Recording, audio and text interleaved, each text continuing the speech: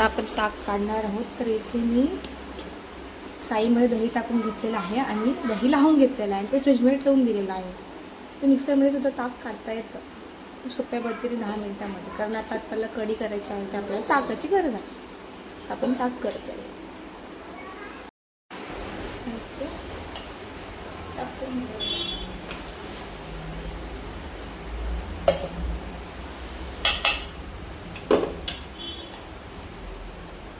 पाणी टाकून घेऊया.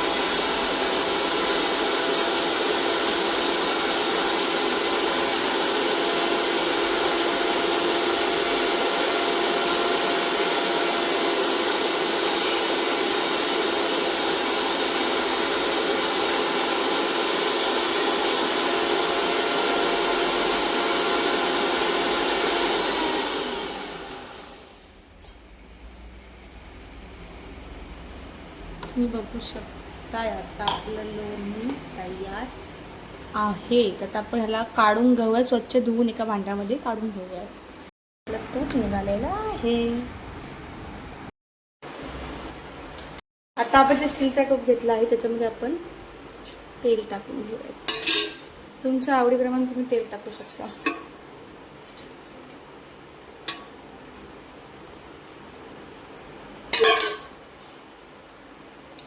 आता आपण जिरा आणि मोहरी टाकून घेऊयात. जिरा आणि मोहरी टाकून झाल्या आपण कढीपत्ता टाकूयात.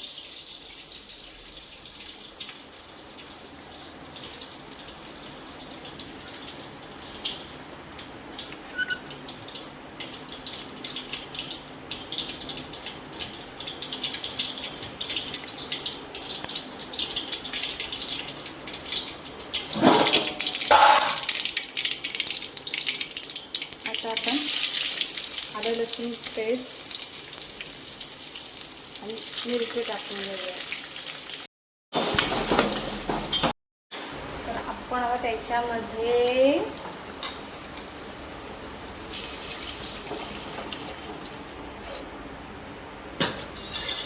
आपल्याला कढीला उकळी येईपर्यंत हलवत राहायचं आहे. मी त्याच्यामध्ये हळद मिक्स केलेली आहे. हळूहळू जसं जसं कढी गरम होईल त्याप्रमाणे कढीला कलर येत जाईल.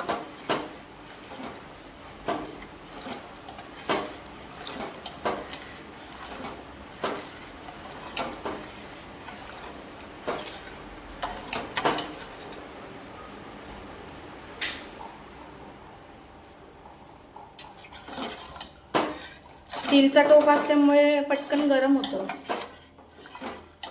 फोडणी देताना आवाज यायला पाहिजे फोडणीचा.